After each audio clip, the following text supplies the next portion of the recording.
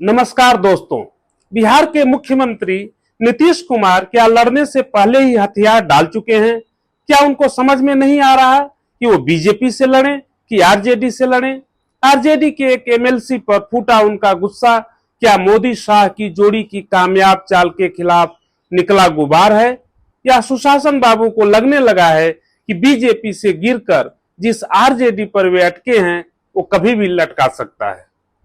कहीं नीतीश कुमार को यह डर तो नहीं सता रहा कि 2024 में गैर कांग्रेस विपक्ष का नेतृत्व कर पाएंगे कि नहीं कर पाएंगे, और नहीं कर पाए तो क्या तेजस्वी उनके मुख्यमंत्री पद की पालकी को यूं ही ढोते रहेंगे? नीतीश बाबू को यह भी नहीं समझ आ रहा कि वो कैसे पहले अपना घर संभाले, और अगर घर ही नहीं संभलेगा तो मोदी से मुकाबला कैसे करेंगे?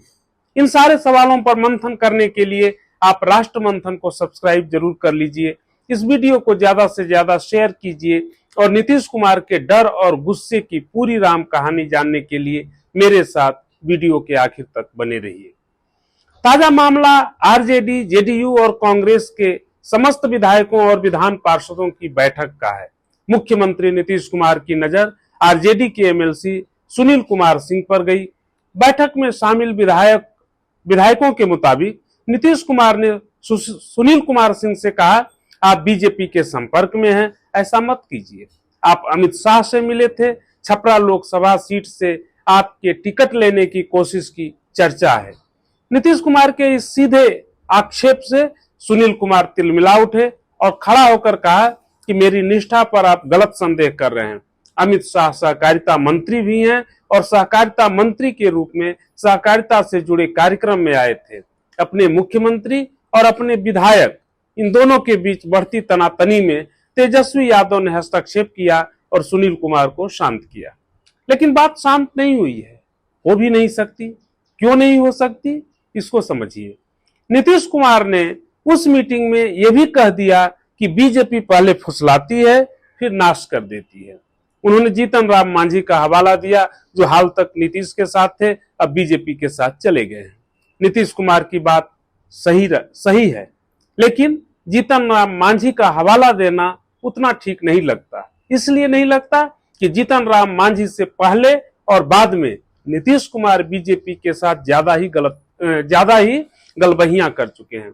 कितना अजीब लगता है ना कि वो नेता दूसरे को उपदेश दें कि बीजेपी से दूर रहो, जिनके बारे में कोई नहीं कह सकता कि वो कल किधर पलटी मार दें।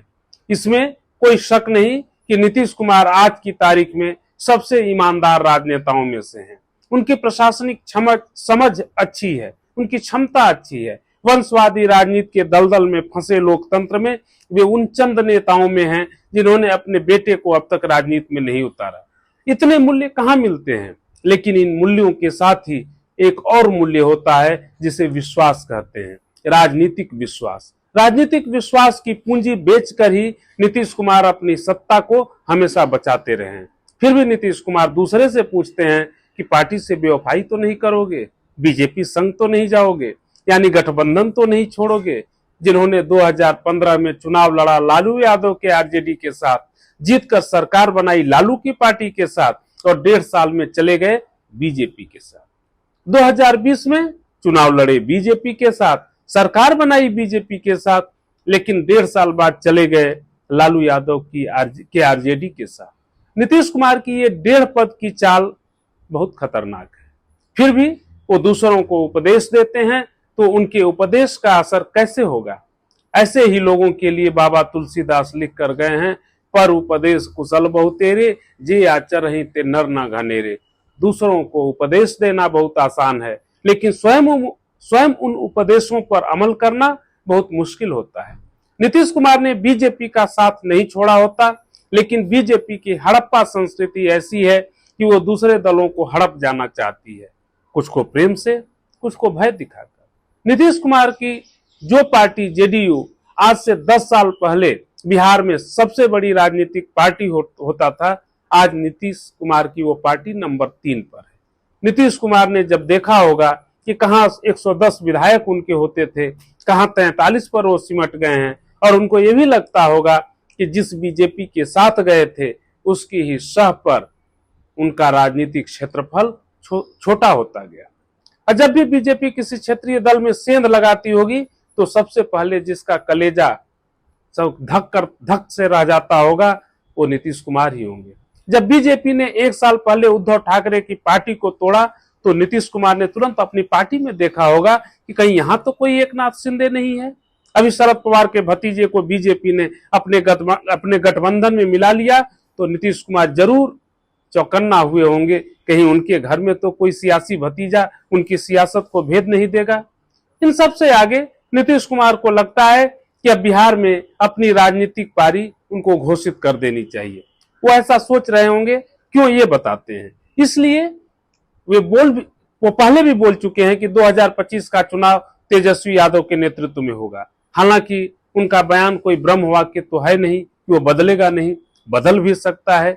फिर भी ये मानकर चलिए कि केंद्र में प्रभावशाली मंत्री रहने और बिहार में सबसे ज्यादा समय तक मुख्यमंत्री रहने के बाद नीतीश कुमार की तिरछी नजर प्रधानमंत्री के पद पर होगी। वो पद भले ही चंद महीनों के लिए मिले, लेकिन पूर्व प्रधानमंत्री कहलाने का जो सुख है वो मुख्यमंत्री कहलाने में भी कहां मिलेगा। फिर मुख्यमंत्री भी तो पूर्व मुख्यमंत्री में बदल ही सकता है। नीतीश कुमार के लिए बहुत ज्यादा स्कोप भी नहीं दिखता है। लिहाजा प्रधानमंत्री बनने के लिए जरूरी है कि एक राष्ट्रीय छवि बने। अब उस छवि में सहयोगी ही पलीता लगाने लगे तो मोदी शाह को मौका मिलेगा कि नहीं मिलेगा। जिस आरजेडी एमएलसी सुनील कुमार पर नीतीश बाबू का गुस्सा भड़का, उसकी एक और वजह है। सुनील कुमार ने कुछ समय पहले अपने फेसबुक पर एक सवाल पोस्ट किया था। सवाल में पूछा कि अगर यूपीएससी में यह सवाल पूछा जाए कि देश में सबसे अविश्वसनीय राजनेता कौन है तो इसका जवाब क्या होगा। इसके जवाब में 90% से अधिक लोगों ने नीतीश कुमार का नाम ले लिया। नीतीश बाबू जानते हैं कि लोग उनका नाम लें, नीतीश बाबू चाहते हैं लोग उनका नाम लें, लेकिन पलटी मार के रूप में ना लें, ये तो कोई भी नहीं चाहेगा। हालांकि बाद में सुनील कुमार ने फेसबुक पोस्ट हटा दिया, लेकिन बीजेपी ने तो मुद्दा बना ही दिया ना। अब चुनाव में प्रधानमंत्री मोदी जब कभी आएंगे तो वो घूम घूम कर कहेंगे कि भाइयों बहनों, क्या आप वैसे नेता को वोट देंगे जिनकी विश्वसनीयता को उनके सहयोगी ही नहीं मानते। तो नीतीश कुमार के अरमानों पर इससे कितना बड़ा डेंट लगेगा। सुनील कुमार पर भड़कने के पीछे और एक वजह रही होगी। बिहार के शिक्षा मंत्री चंद्रशेखर और शिक्षा मंत्रालय के अतिरिक्त मुख्य सचिव के पाठक में छिड़ी जंग पर सुनील कुमार ने कहा था कि मुख्यमंत्री ने मंत्रियों को काबू में रखने के लिए 4-5 चुनिंदा नौकरशाहों को तैयार कर रखा है। एक बड़ा आरोप था। नीतीश कुमार ने इंजीनियरिंग की पढ़ाई की थी, लेकिन राजनीति के कलपुर्जों को वो कुछ ज्यादा अच्छे से जानते हैं। उनमें जुझारूपन भी है और सबको साथ कर कमजोर जनाधार के बावजूद मुख्यमंत्री बने रहने का अद्भुत हुनर भी उन्हीं के पास है। नीतीश कुमार ने 1977 में पहली बार चुनाव लड़ा था, हार गए। जनता पार्टी के टिकट पर लड़ा था। 1980 में दूसरी बार लड़ा, फिर हार गए। फिर तय किया कि 1985 में अगर वो चुनाव हार गए तो राजनीति छोड़ देंगे, कहीं इंजीनियर बन जाएंगे।